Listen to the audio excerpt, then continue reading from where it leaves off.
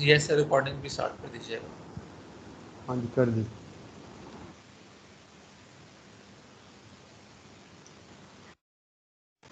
JavaScript जो है हम दोबारा में इसको रिपीट करेंगे, it is a complete programming language और इसके अंदर डिफरेंट एपीआईज और बिल्ट इन फंक्शंस भी अवेलेबल हैं। ठीक है, ये तो आप हमने कल डिस्कस किया ना, जब फंक्शंस डिस्कस कर रहे थे तो उसके अंदर कुछ बिल्ट इन फंक्शंस होते हैं, कुछ कस्टम फंक्शंस होते हैं। ठीक है, तो बिल्ट इन फंक्शंस ऐसे फंक्शन हैं जो by default as part of the JavaScript specification available. ठीक है, कस्टम फंक्शंस ऐसे फंक्शन हैं जो कि आप खुद राइट करते हैं।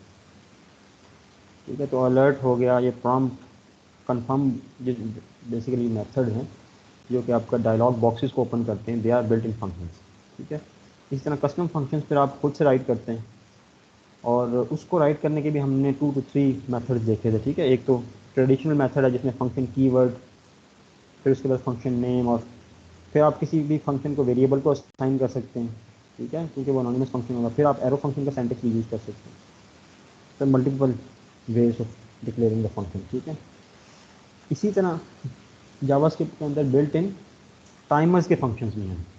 ठीक है, फॉर एग्जांपल अगर आपने किसी भी पीस ऑफ कोड को या अपने किसी भी HTML एलिमेंट को एनिमेट करना हो, ठीक है, एनिमेशन का बेसिकली इफेक्ट उसी वक्त आता है जब आपने किसी भी फंक्शन को या किसी भी एलिमेंट को रिपीटेडली एग्जीक्यूट करें। ठीक है, फॉर एग्जांपल अगर आप कहें कि हर सेकंड के बाद ये फंक्शन एग्जीक्यूट हो और उस फंक्शन के अंदर आप कोई भी फॉर एग्जांपल एनिमेशन का कोड राइट कर दें, for example it can be like moving the div. ठीक है, डिव को एनिमेट करें आपके पास जो HTML एलिमेंट्स हैं, या किसी और एलिमेंट को एनिमेट कर लें। ठीक है, या आप खुद से, आपके पास बूटस्ट्रैप के अंदर आपने देखा होगा कि आपके पास कैरोसेल की क्लासेस होती हैं। ठीक है, जो कि आपको इमेज स्लाइडर क्रिएट करने में हेल्प करती हैं। लेकिन अगर आप खुद से इमेज स्लाइडर क्रिएट करना चाह रहे हैं, ठीक है, तो उस सिनेरियो में भी आपको इस तरह का फंक्शन रिक्वायर्ड है जो कि रिपीटेडली एग्जीक्यूट करे, क्योंकि इमेज स्लाइडर जो है वो रिपीटेडली इमेजेस को रिप्लेस करता है। ठीक है, so in all these kind of scenarios जिसमें आपको एनिमेशन करनी हो तो आप बेसिकली टाइमर यूज़ कर सकते हैं। ठीक है, इसी तरह अगर आपने जावास्क्रिप्ट के अंदर रियल टाइम क्लॉक क्रिएट करनी हो खुद से, तो उसके लिए भी आप जावास्क्रिप्ट टाइमर्स को यूज़ करेंगे। ठीक है, तो जब ये टाइमर्स रिपीटेडली एग्जीक्यूट होते हैं, इसमें भी 2 फंक्शन हैं, नीचे आपको मैं वही बताऊंगा, लेकिन जब रिपीटेडली एग्जीक्यूट होते हैं that gives the basically effect of animation. ठीक है, तो as part of the JavaScript timers जो कि बिल्ट इन आपके पास मेथड हैं, देयर आर 2 मेथड्स अवेलेबल। मैंने शायद इसका पहले आपको हिंट दिया था in the class. First one is the set time out method, part of the JavaScript timers, and second is the set interval method. ठीक है, सेट टाइम आउट मेथड जो है उसके अंदर आप देखें 2 पैरामीटर हैं, फंक्शन है और डिले है। Function is basically the call back function which is to be called when this basically set time out function is called. ठीक है, तो अपने जावास्क्रिप्ट के कोड के अंदर कहीं से भी सेट टाइम आउट फंक्शन को जब कॉल करेंगे ना, तो जो सेकंड पैरामीटर है डिले का, इस पर्टिकुलर डिले के बाद जो आपका फर्स्ट पैरामीटर है फंक्शन, इसके अंदर आपने जो भी फंक्शन नेम लिखा होगा वो फंक्शन एग्जीक्यूट हो जाएगा। ठीक है, और डिले आप किस तरह स्पेसिफाई करते हैं हम बाद वाली स्लाइड में भी देखेंगे। तो डिले स्पेसिफाई करते हैं हम मिली सेकेंड। ठीक है, फॉर एग्जांपल आप कहेंगे 500 मिली सेकेंड्स के बाद ये फंक्शन जो है ये रिपीटेडली एग्जीक्यूट हो। ठीक है, तो आप बेसिकली 500 लिख देंगे। अगर आप कहेंगे 1000 मिली सेकेंड्स के बाद ये फंक्शन एग्जीक्यूट हो, तो ये बेसिकली आप यहाँ पे 1000 राइट कर देंगे। अच्छा, अब मैंने इसके लिए वर्ड अभी गलती से यूज़ कर लिया रिपीटेडली ना, तो ये सेट टाइम आउट ये फंक्शन है ना, it basically calls the first function जो कि कॉल बैक फंक्शन है वंस, ओनली वंस। ठीक है, आफ्टर दिस डिले। तो यहाँ पे डिले में अगर मैं 500 मिली सेकेंड राइट करूँगा तो ये फंक्शन सिर्फ वंस कॉल होगा आफ्टर 500 मिली सेकेंड, या वंस कॉल होगा आफ्टर 1000 मिली सेकेंड, एक दफ़ा सिर्फ कॉल होगा। This is one way of basically implementing the JavaScript timer. ठीक है, जो सेकंड ऑप्शन हो सकती है that is to repeatedly execute the function. ठीक है, और वो आपके पास फंक्शनलिटी अवेलेबल है as part of the set interval method. तो सेट इंटरवल के अंदर भी आपके पास दो पैरामीटर्स हैं, first one is function and second is interval. ठीक है, फंक्शन तो उसी तरह कॉल बैक फंक्शन है जो कि किसी भी पीस ऑफ कोड को रिपीटेडली एग्जीक्यूट कर। ठीक है, लेकिन रिपीटेडली कितने टाइम स्पैन के बाद या कितने डिले के बाद एग्जीक्यूट करना है, that is specified in the interval parameter. तो मोर और लेस ये बेसिकली, बल्कि कंप्लीटली इनका सेंटेक्स तो आप सेम ही कह सकते हैं, सेट टाइम आउट और सेट इंटरवल का। लेकिन set time out particular delay के बाद जो भी आप स्पेसिफाई करें इन मिली सेकेंड, फंक्शन को सिर्फ वंस एग्जीक्यूट करता है। जबकि सेट इंटरवल जो मेथड है, ये इस पर्टिकुलर इंटरवल के बाद जो कि आप मिली सेकेंड में स्पेसिफाई करेंगे, आपका जो फर्स्ट पैरामीटर है which is a call back function, इस फंक्शन को रिपीटेडली एग्जीक्यूट करेंगे। ठीक है, तो फॉर एग्जांपल अगर आपने इमेज स्लाइडर क्रिएट करना हो, then you can use basically this set interval method for that purpose. ठीक है, अब जब आप ये इन दोनों मेथड से टाइमर क्रिएट कर देते हैं, then you might need to stop that timer as well. ठीक है, तो फर्स्ट सिनेरियो ये हो सकता है कि फॉर एग्जांपल जो सेट टाइम आउट के कंटेक्स्ट में कि आपने इस फंक्शन को, फंक्शन के अंदर फॉर एग्जांपल अगर 5 सेकंड्स का डिले आपने स्पेसिफाई किया हुआ है। ठीक है, तो मिली सेकेंड में, तो यू माइट वांट कि ये 5 सेकंड से पहले ही ये किल कर जाए जो इसका इंस्टेंस है, इट शुड नॉट एग्जीक्यूट। तो अगर आपने सेट टाइम आउट को स्टॉप करना हो एग्जीक्यूशन से बिफोर इट इज़ एग्जीक्यूटेड, ठीक है, तो आप इसके लिए मेथड यूज़ करते हैं क्लियर टाइम आउट, क्योंकि आपको नीचे नज़र आ रहा है। ठीक है, और क्लियर टाइम आउट के अंदर जो पैरामीटर है, there is only one parameter, set time out underscore variable. ठीक है, अब ये वेरिएबल कौन सा है, तो जब भी ये आप इनका इंस्टेंस क्रिएट करते हैं सेट टाइम आउट और सेट इंटरवल का, दे रिटर्न अ रेफरेंस, ये एक बेसिकली रेफरेंस भी रिटर्न करते हैं। तो यहाँ पे आप फॉर एग्जांपल अगर इसको सेव कर लेंगे एस के अंदर ना, सेट टाइम आउट के रेफरेंस को, तो फिर क्लियर टाइम आउट में आप इस रेफरेंस को पास करेंगे। तो यहाँ पे अगर आप एस पास कर देंगे, एस वेरिएबल, तो this means that you are going to cancel और kill this set time out function before its execution. ठीक है, इसी तरह सेट इंटरवल के कंटेक्स्ट में भी आप अगर रिपीटेडली एग्जीक्यूट कर रहे हैं after a particular period of time, ठीक है, तो आप उसको स्टॉप करना चाहते हैं at some point in the future, तो उसके लिए आप मेथड यूज़ करते हैं क्लियर इंटरवल। ठीक है, तो क्लियर इंटरवल के अंदर भी आप एक पैरामीटर देख रहे हैं, सेट इंटरवल वेरिएबल। ठीक है, तो जब इस क्लियर इंटरवल मेथड को आप कॉल करते हैं, ये भी एक रेफरेंस रिटर्न करता है, फॉर एग्जांपल वॉर सी। ठीक है, तो इस सी वेरिएबल को आप बेसिकली इस क्लियर इंटरवल का मेथड है इसके अंदर पास कर सकते हैं। ठीक है, so these are the 4 set of method which basically allow you, helps you in creating and using JavaScript timer. तो आज की लैब में हम बेसिकली जावास्क्रिप्ट बेसिक्स भी देख लेंगे थोड़ी, लेकिन एक्चुअली जो आपने टास्क करना होगा that would be this one. ठीक है, तो इसको मैं आपको टास्क बताऊंगा क्या करना है, लेकिन आपने इन्हीं मेथड्स को यूज़ करना होगा। ठीक है, so let's look at a bit let's look at these methods in a bit of detail। तो ये मैंने स्लाइड्स के अंदर आपके पास इसके सेंटेक्स के साथ, आपको और वेब पे भी मिल जाएगा, मैं वो भी आपके साथ लिंक शेयर कर दूंगा अगर वहाँ से आपने देखना है, लेकिन यहाँ पे मैंने इसको प्लेस किया है। ठीक है, तो सेट टाइम आउट ये मेथड है, इसकी फर्स्ट डिस्क्रिप्शन रीड करें। Set time out method calls अ फंक्शन और evaluates an expression after specified number of milliseconds। ठीक है, जो कि मैंने आपको लास्ट स्लाइड में बताया था। तो function is only executed once after a delay. ठीक है, तो आपने देखा होगा कि सेट टाइम आउट की मेथड के अंदर जो सेकंड पैरामीटर था दैट वाज डिले, और सेट इंटरवल के अंदर जो पैरामीटर था that was interval. Interval means that repeatedly ना, after every interval. Delay means that once, particular delay के बाद एक दफ़ा एग्जीक्यूट होगा और स्टॉप कर जाएगा। ठीक है, and the clear time out method is use to prevent the function from running. तो क्लियर टाइम आउट आप यूज़ करते हैं फॉर प्रिवेंटिंग। ठीक है, अब इसका सिंटैक्स किस तरह है, देखिए नीचे आपने एक जस्ट एक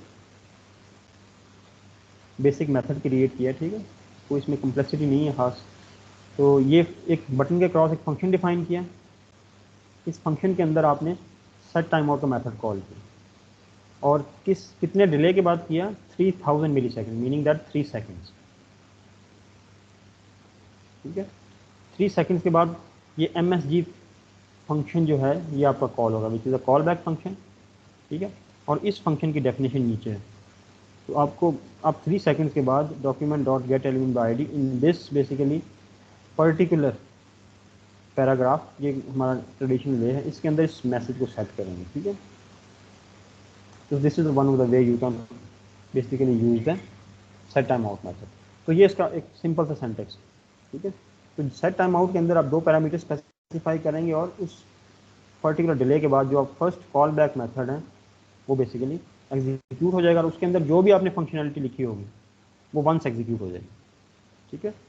इसी तरह क्लियर टाइम आउट जो है, आपने अगर सेट टाइम आउट को for example in the last slide और in this slide as well आपने 3000 मिली सेकंड स्पेसिफाई किया which is equal to 3 seconds, ठीक है।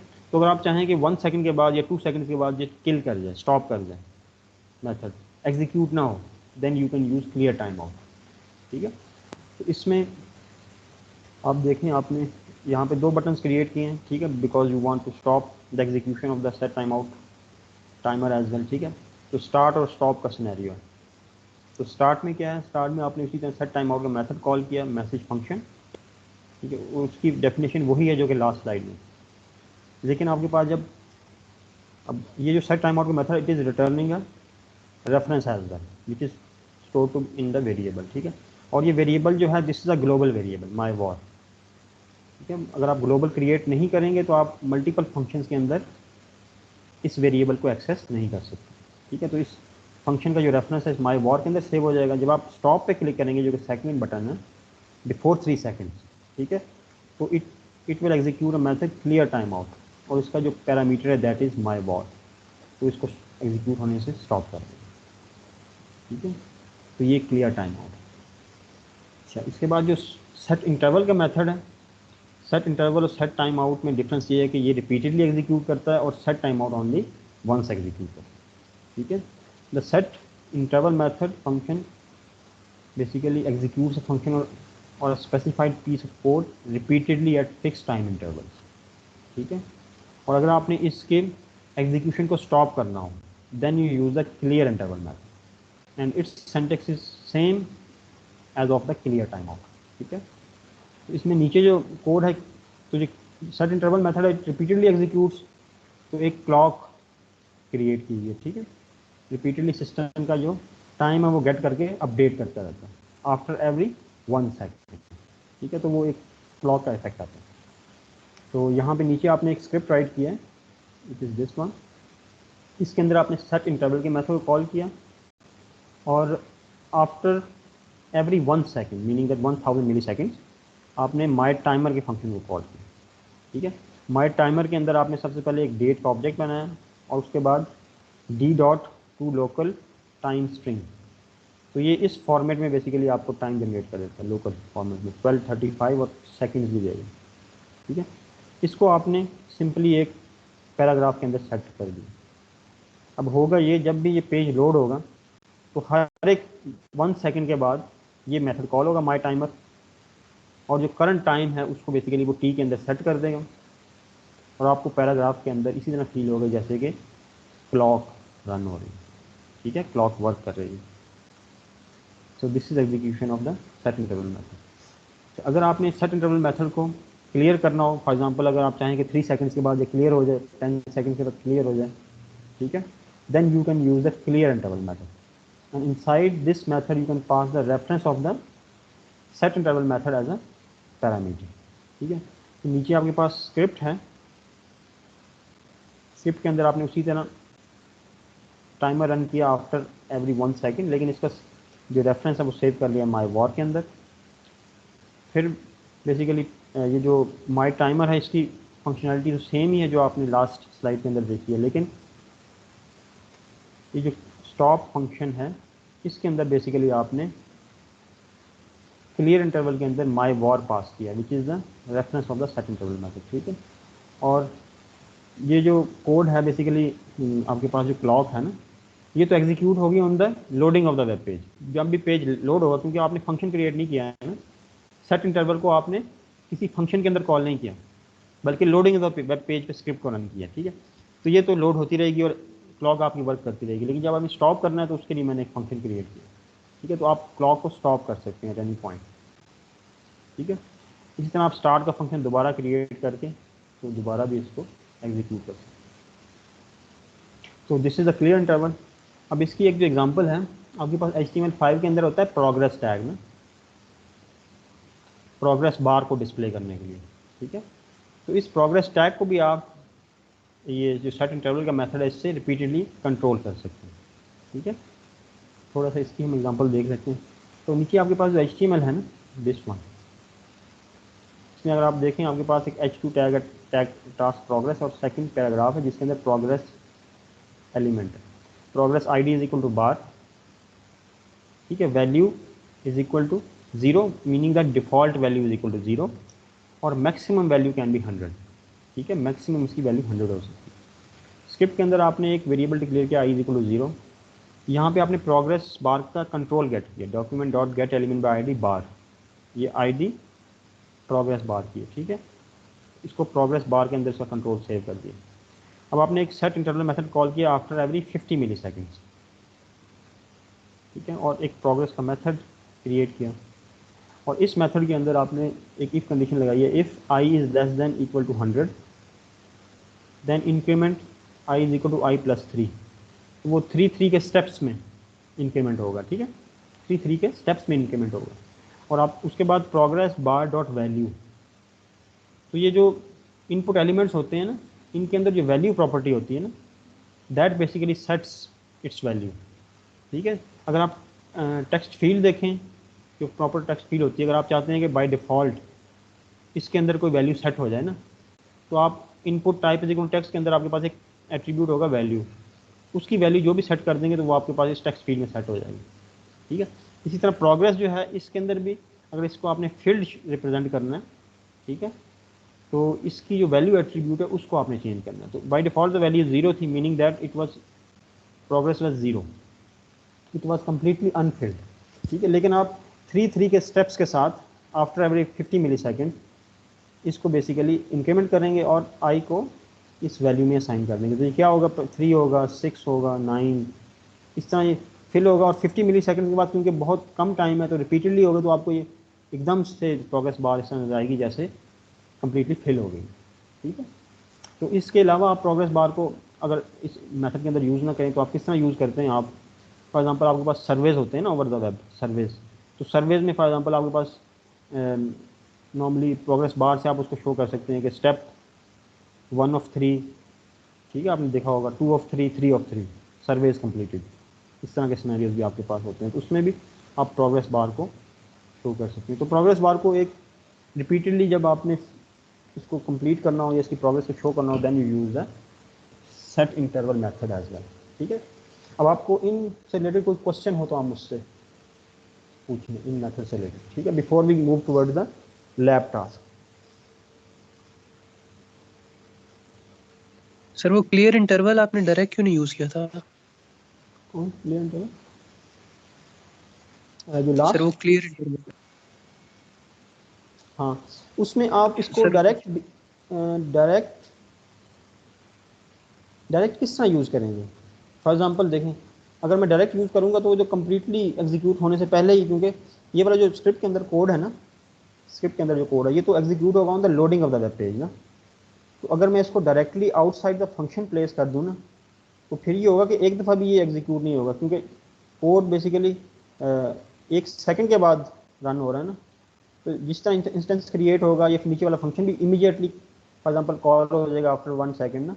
ठीक है, उसके बाद ये वाला जो कोड होगा इसको हम फंक्शन से बाहर प्लेस करें ना, तो हम इसको कंट्रोल नहीं कर सकते हमने स्टॉप कब करना है, मतलब फॉर एग्जांपल एग्जीक्यूशन को किल कब करना है। वो अपने जो पैटर्न है उसी से किल हो जाएगी। तो हो सकता है एक ही दफ़ा क्लॉक चले या 1 सेकंड चले या 1 सेकंड से भी पहले ही ये एग्जीक्यूट हो जाए, तो वो तो उसको किल कर देगा। तो आप इसको प्लेस कर सकते हैं, मतलब मैं ये नहीं कह रहा कि नहीं कर सकते, लेकिन जब आपने किसी भी सेट इंटरवल मेथड को एग्जीक्यूशन को स्टॉप करना हो तो आप उसको किसी इवेंट के साथ बाउंड करते हैं, ताकि जब आप उस इवेंट को ट्रिगर करें तो फिर आप इफेक्ट भी देख सकें।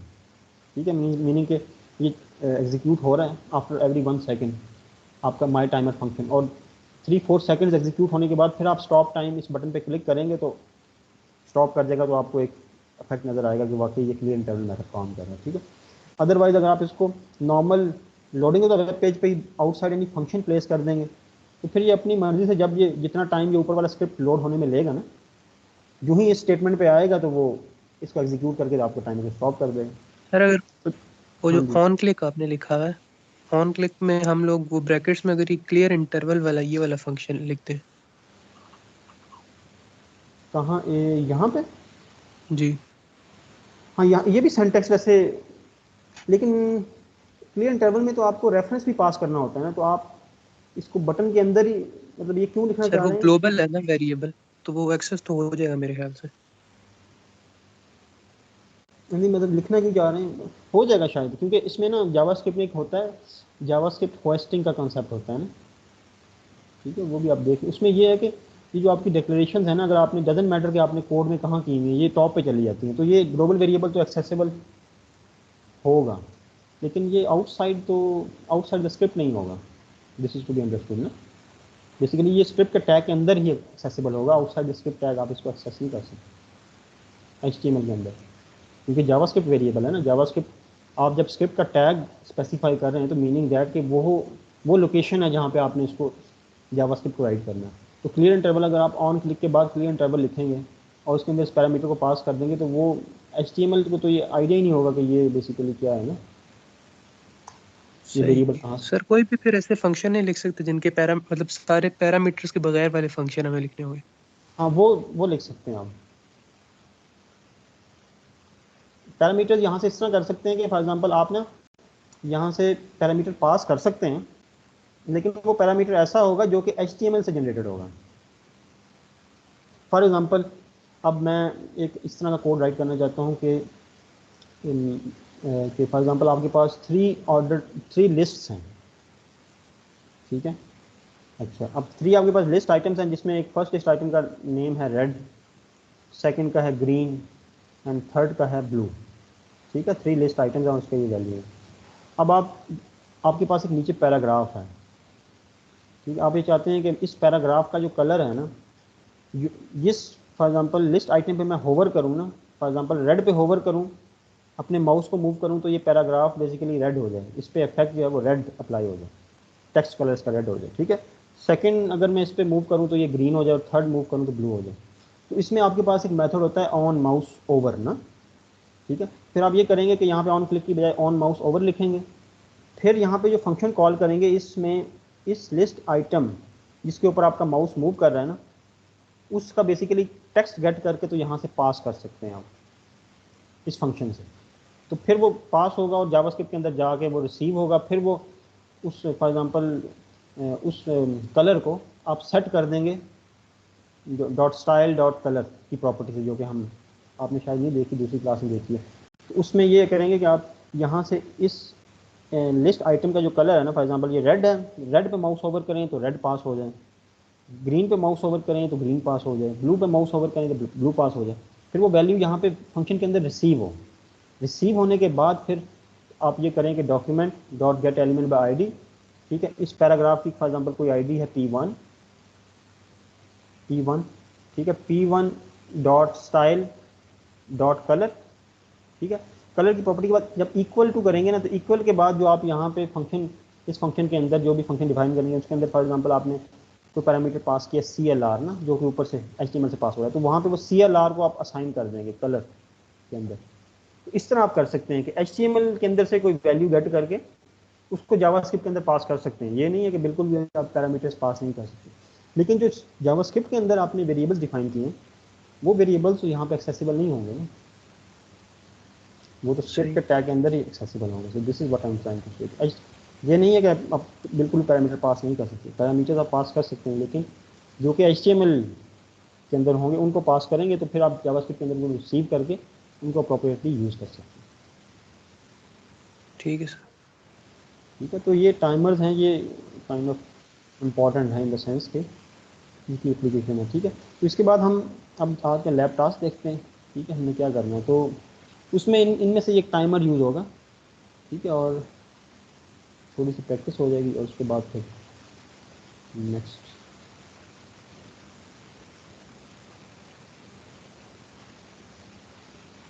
ठीक है, तो आज का जो लैब टास्क है वो that is the combination of bootstrap and JavaScript animation. ठीक है, तो पहले मैं इसका थोड़ा आपको स्क्रीनशॉट दिखा देता हूँ, फिर डिस्क्रिप्शन बता देता हूँ। तो आपके पास, क्योंकि बूटस्ट्रैप का भी मैंने इफेक्ट इसके अंदर ऐड किया है। ठीक है, तो आपके पास डिफरेंट स्क्रीन साइज़ के cross a bit change in the bootstrap भी है। ठीक है, थोड़ा सा बूटस्ट्रैप के लेआउट भी चेंज होगा। ठीक है, उसमें आपने क्लासेस भी यूज़ करनी है। तो लास्ट जो लैब आपने की थी उसका थोड़ा सा उसकी भी अंडरस्टैंडिंग आप गेट कर लेंगे। ठीक है, तो there are 3 different screen sizes. आपके पास एक एक्स्ट्रा स्मॉल और स्मॉल स्क्रीन का साइज़ के लिए एक लेआउट है। ठीक है, देयर आर 3 डिफरेंट लेआउट्स। तो आपके पास ये एक लेआउट है for the extra small and small screen. तो बेसिकली ये जो लैब टास्क है it is an animal history web page.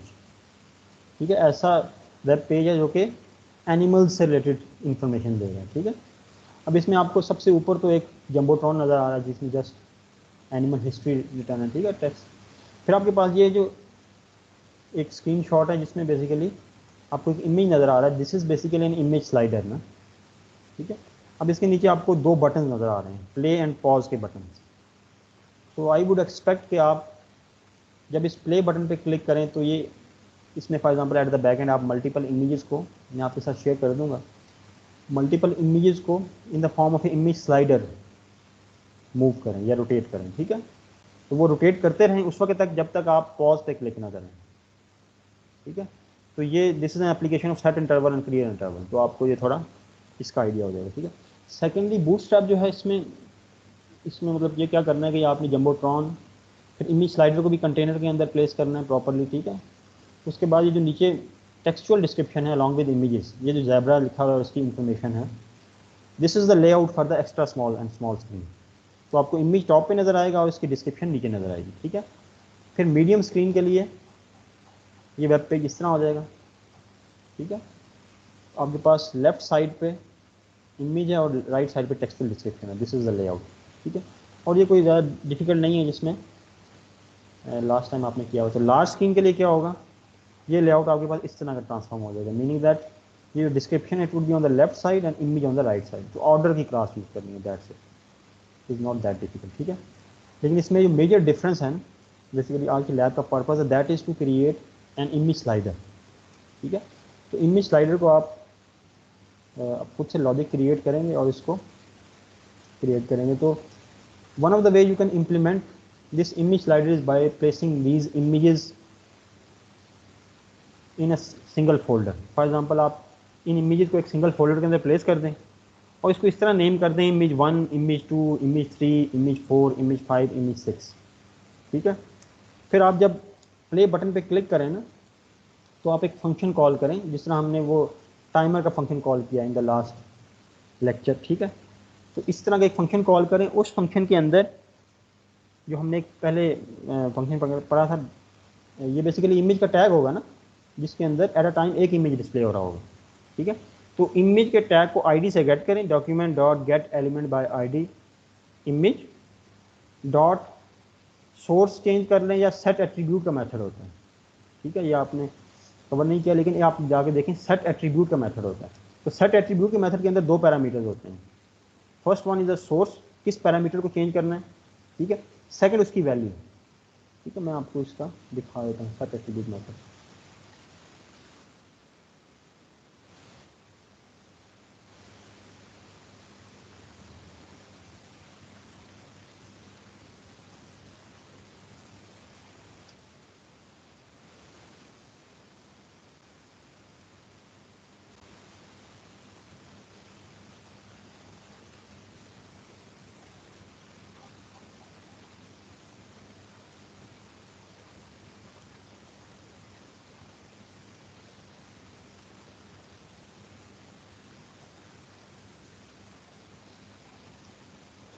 ठीक है, तो ये सेट एट्रीब्यूट का मेथड इसके लिए इस फॉर्मेट में है। ठीक है, इसके अंदर 2 पैरामीटर्स होते हैं सेट एट्रीब्यूट मेथड के अंदर। फर्स्ट आपके पास जो पैरामीटर होता है that is basically the name of the attribute जिसको आपने चेंज करना है, जिस तरह यहाँ पे क्लास है। ठीक है, सेकंड जो एट्रीब्यूट होता है that is basically the new value of the attribute. ठीक है, तो इस स्टेटमेंट में इन्होंने क्या किया हुआ है विच इज क्वाइट सिंपल कि button on the click of the button एक फंक्शन को कॉल किया। फंक्शन को कॉल करने के बाद document dot gate element by tag name, ये एक और तरीका है एलिमेंट्स को गेट करने का, elements bye tag name h1 जो कि आपका ये एलिमेंट है, ठीक है। तो जब भी आप टैग नेम से गेट करते हैं तो आपके पास ना एरे आ जाती है, ठीक है। तो आपको मस्ट मेंशन करना पड़ता है इंडेक्स। तो h1 ऑफ 0 ये इसने मेंशन किया कि ये फर्स्ट वाला h1 गेट करो, ठीक है।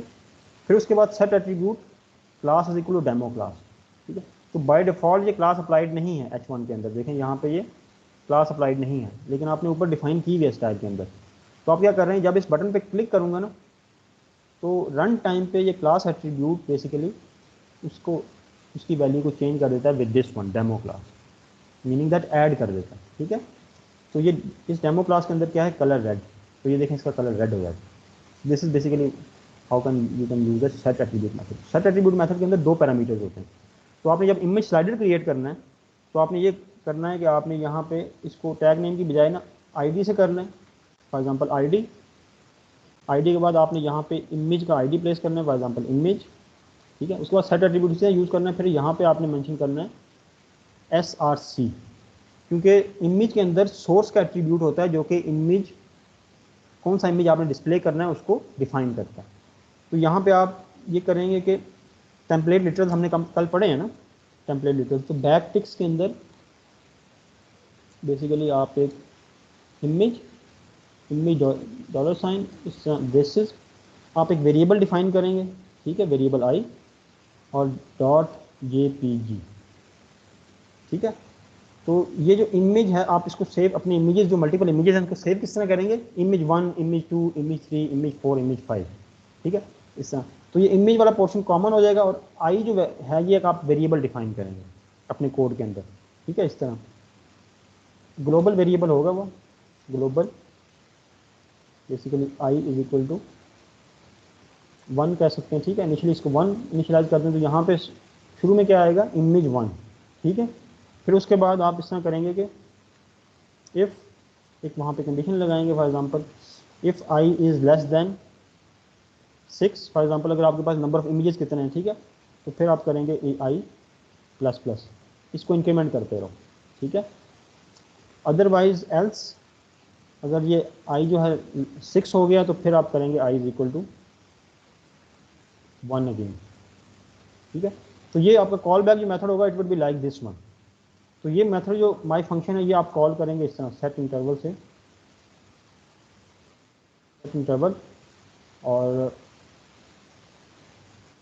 माई फंक्शन, और आप पे डिपेंड करता है कि आप हर एक सेकंड के बाद इस इमेज को चेंज करना चाहते हैं जिस तरह भी, ठीक है। तो जो प्ले का बटन है it would be like play button ना, ये आपका प्ले का बटन हो जाएगा। इस बटन पे क्लिक करेंगे, ठीक है, तो यहाँ पे माई फंक्शन जो है ये कॉल होगा, नहीं माई फंक्शन, इसको भी आप किसी फंक्शन के अंदर प्लेस करेंगे, इमेज स्लाइडर, ठीक है। इस तरह इसको एक फंक्शन के अंदर प्लेस करेंगे लाइक दिस वन, ठीक है। इसका क्योंकि स्टॉप भी करना है तो इसका रेफरेंस भी गेट कर लेंगे, रेफ, ठीक है। तो यहाँ से आपने इस फंक्शन की, तो यहाँ पे आप फंक्शन कॉल करेंगे, ठीक है। अब ये रफली यही सेंटेक्स होगा, ठीक है। तो आपने सबसे पहले क्या करना है कि जब आप इस बटन पे क्लिक करें प्ले के, इमेज स्लाइडर का फंक्शन कॉल हो, इस फंक्शन के अंदर सेट इंटरवल एग्जीक्यूट हो रिपीटेडली आफ्टर 1 सेकेंड, और सेट इंटरवल के अंदर आप माई फंक्शन को कॉल कर रहे हैं जो कि ये फंक्शन है। इस फंक्शन के अंदर बेसिकली आप जो आई आपने वेरिएबल सेट किया इनिशियली इसकी वैल्यू 1 होगी, ठीक है।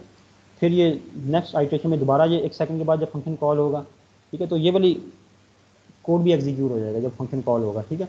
तो 2 हो जाएगी वैल्यू, फिर यहाँ पे 2 आ जाएगा, ठीक है, फिर 3 आ जाएगा, फिर 4, 5, ठीक है, फिर जब 5 आएगा फिर बेसिकली यहाँ पे 6, ठीक है। जब 6 आ जाएगा तो इफ कंडीशन फॉल्स हो जाएगी, जब इस कंडीशन फॉल्स होगी तो दोबारा इसको 1 पे सेट कर देगा। तो ये फंक्शन इस तरह रन होता रहेगा रिपीटेडली, ठीक है। तो इसी तरह अगर आप प्ले पॉज का बटन करेंगे क्रिएट, यहाँ पे पॉज का बटन,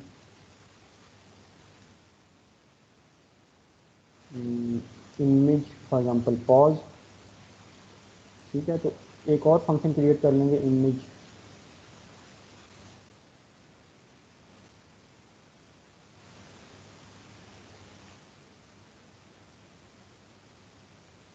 पॉज, ठीक है। और इसके अंदर आप यहाँ पे लिखेंगे क्लियर इंटरवल। क्लियर इंटरवल के अंदर यहाँ पे आप रेफ पास कर देंगे, ठीक है। और रेफ को आपने ना यहाँ से उठा के तो ग्लोबल वेरिएबल में कन्वर्ट कर देना है, क्योंकि ये अदरवाइज फंक्शन के अंदर इसका वो हो जाएगा लोकल स्कोप, तो ये एक्सेसिबल नहीं होगा। तो यहाँ पे वॉर रेफ कर दिया, ठीक है। 2 वेरिएबल आपने क्रिएट करने हैं ग्लोबल, वॉर रेफ, रेफ के अंदर ये सेव कर दिया, ठीक है। और जब आप इस पॉज बटन पे क्लिक करेंगे तो इमेज पॉज का मेथड कॉल होगा, और ये मेथड जो है क्लियर इंटरवल को कॉल कर देगा, जिससे ये स्टॉप हो जाएगा, ठीक है। तो फिर दोबारा जब स्टार्ट करेंगे फिर वो 1 से स्टार्ट होगा। ये बल्कि डिपेंड करता है कि 1 से नहीं, ग्लोबल वेरिएबल वहीं से स्टार्ट होगा जहाँ से आपने स्टॉप किया। तो आपको रफली इसका आइडिया हो गया जो मैंने अभी आपको एक कोड राइट करके बताया। इसमें कोई क्वेश्चन हो आपको? सर वैसे सेट इंटरवल की चीज़ पूछनी थी।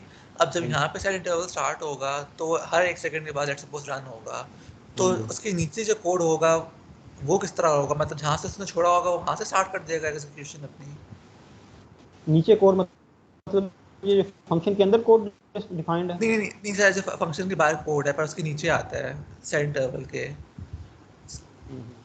वो रिपीटेडली एग्जीक्यूट नहीं होता। देखें, जब भी आपका वेब पेज लोड होगा ना, तो आपका स्ट्रिप टैग के अंदर जो भी कोड है ना, सारे का सारा वो एक दफ़ा एग्जीक्यूट हो जाएगा, दैट्स इट। फिर उसके बाद जो रिपीटेडली एग्जीक्यूट होगा ना, that would be only this function. उसके बाद जो आउटसाइड द फंक्शन चीज़ें हैं वो दोबारा एग्जीक्यूट नहीं होंगी, अनलेस कि आप कोई और फंक्शन क्रिएट करें, जिस तरह मैंने पॉज का क्रिएट किया। 1 सेकंड के बाद सिर्फ माई फंक्शन कॉल होगा दोबारा से, पूरे का पूरा फंक्शन जो इसके अंदर फंक्शनलिटी है। फिर 1 सेकंड के बाद फिर रिपीटेडली एग्जीक्यूट होता रहेगा सिर्फ my function. Rest of the basically JavaScript code will remain same. तो इसीलिए तो ये जब मैं var i is equal to 1 करूँगा, अगर ये दोबारा एग्जीक्यूट होता रहे सारा, फिर तो ये हर दफ़ा 1 इनिशियलाइज हो जाए, तो यहाँ पे तो इमेज 1 ही डिस्प्ले होता रहे। तो ये तो बेसिकली इस तरह का टाइमर का इफेक्ट क्रिएट ही ना हो कि 2 3 4 5 6 सारे के सारे इमेजेस को डिस्प्ले करें। तो इसलिए ये जो स्क्रिप्ट इस फंक्शन के बाहर कोड होगा, माई फंक्शन के बाहर, वो सिर्फ वंस एग्जीक्यूट होगा जब आपका पेज लोड होगा, अदरवाइज वो एग्जीक्यूट नहीं होगा। लेकिन जो इस फंक्शन के अंदर, माई फंक्शन के अंदर आपने कोड लिखा हुआ है, वो हर एक 1 सेकंड के बाद एग्जीक्यूट होगा। ठीक है सर, समझ आ रहा है। ठीक है, तो ये टाइमर का कंसेप्ट है। तो मैं आपको दोबारा उस फाइल पे लेके चलता हूँ जहाँ से हमने इसको देखा है, जहाँ से हमने लीव किया, and that file is this one. ठीक है, तो इसमें शुरू में 3 पॉइंट्स लिखे हुए हैं ना। तो generate an image slider using JavaScript for a responsive animal history web page with its layout for different screen size as provided below. ठीक है, तो लेआउट को थोड़ा सा मॉडिफाई किया, ऑर्डर की क्लास को यूज किया, ज़्यादा उसको डिफरेंट नहीं किया। अच्छा, इसमें फर्स्ट टास्क ये है कि आपने बेसिकली ये जो बूटस्ट्रैप की क्लासेस हैं ये यूज़ करनी है। और अगर आपको कोई भी प्रॉब्लम हो तो आप लेक्चर को कंसल्ट कर सकते हैं, अपने लास्ट जो आपने लैब टास्क कंप्लीट किया था उसको कंसल्ट कर सकते हैं लैब 7 के अंदर, या फिर आप अगर ग्रिड सिस्टम को दोबारा से देखना चाहते हैं तो आपके पास मैंने ये लिंक भी दिया हुआ, इस लिंक को भी एक्सप्लोर कर सकते हैं। यहाँ पे ग्रिड सिस्टम को दोबारा से मैंने डिस्क्राइब किया है। ठीक है, सेकंड पॉइंट में ये लिखा हुआ है, students are suppose to write a JavaScript code for image slider with play and pause buttons. ठीक है, प्ले एंड पॉज बटन्स के साथ आपने इसको इंप्लीमेंट करना। Slider should stop when the pause button is pressed and should start again when the play button is pressed again. ठीक है, तो बेसिकली जब आप प्ले पे क्लिक करें तो आप स्लाइडर स्टार्ट हो जाए, अदरवाइज स्टॉप हो जाए। ठीक है, और अगर आपको इससे जो मैंने, तो इसके लिए यूज़ क्या होगा, सेट इंटरवल और क्लियर इंटरवल यूज़ होंगे। Simply set time out use नहीं होगा क्योंकि वो जस्ट वंस एग्जीक्यूट करता है। ठीक है, तो इससे रिलेटेड अगर आपने टाइमर से रिलेटेड और इन्फॉर्मेशन देखनी हो, then you have got this link JS_timing। तो यहाँ पे इसके और भी सिंटैक्स डिटेल में, अगर आपको कोई और डिफरेंट एग्जांपल के लिए इसको देखना है तो वहाँ पे भी देख सकते हैं। ठीक है, तो it is pertinent to mention that the descriptive sections of the different animals and the location of images changes with the different screen size. तो स्क्रीन साइज के हिसाब से थोड़ी सी लेआउट चेंज हो रही है। ठीक है, तो एक्स्ट्रा स्मॉल और स्मॉल स्क्रीन के लिए आपके पास ये लेआउट है, ठीक है, इस फॉर्मेट में। लेकिन प्ले एंड पॉज के बटन को थोड़ा कंट्रोल करना है, जिस तरह कि मैंने भी थोड़ा सा कोड आपको कर बताया, इसी तरह ही होगा। 2 वेरिएबल्स कर लेंगे और फंक्शन को रिपीटेडली एग्जीक्यूट करते रहेंगे तो आपके पास ये आ जाएगा, ठीक है। और मीडियम स्क्रीन के लिए आपके पास ये लेआउट आएगा। अगेन आप इमेज तो है, ठीक है, तो आप एक ये भी कर सकते हैं कि जिस बटन पे क्लिक कर दें ना उसको डिसेबल्ड कर दें ताकि दोबारा क्लिक ना हो ना, अदरवाइज वो फिर जब आप 2 दफ़ा क्लिक कर देंगे ना तो 2 टाइमर्स के इंस्टेंसेस क्रिएट हो जाएंगे, तो वो बड़े अजीब से किस्म का टाइमर आपका बन जाएगा, ठीक है। वो मतलब 1 सेकंड अभी स्टार्ट हुआ तो 50 मिली सेकंड के बाद दोबारा 1 सेकंड स्टार्ट हो गया, तो 2 इंस्टेंसेस अगर उस फंक्शन के एट अ टाइम एग्जीक्यूट होना शुरू हो जाएंगे ना माई फंक्शन के, तो वो आपका स्लाइडर जो है वो उसमें अब्रप्टली इमेजेस चेंज हो जाएंगे। तो आप इसको इस तरह कर सकते हैं, जब मैं प्ले पे क्लिक कर दूं तो इस बटन को डिसेबल कर दूं, फिर जब मैं पॉज पे क्लिक कर दूं तो ये प्ले अनेबल हो जाए और पॉज डिसेबल्ड हो जाए, दोबारा पॉज प्ले पे क्लिक करूं पॉज अनेबल्ड हो जाए और प्ले डिसेबल्ड हो जाए। इस तरह आप इसको कंट्रोल कर सकते हैं, ठीक है। इसी तरह मीडियम स्क्रीन के लिए ये आपके पास लेआउट है और लार्ज स्क्रीन के लिए तो स्लाइडर जो है वो तो एक यूनिफॉर्म ही है तमाम स्क्रीन साइज के लिए, डिफरेंस जो है थोड़ा सा नीचे ये ऑर्डर क्लास का, ठीक है। तो इसको थोड़ा क्रिएट करें ताकि आपको वेरिएबल डिक्लेरेशन से रेलिवेंट चीज़ें जो हैं वो समझ आ जाए। मैं इसको जस्ट अभी तक शायद मैंने अपलोड नहीं किया तो मुझे टाइम दें, जस्ट 2 मिनट्स में इसको अपलोड करें।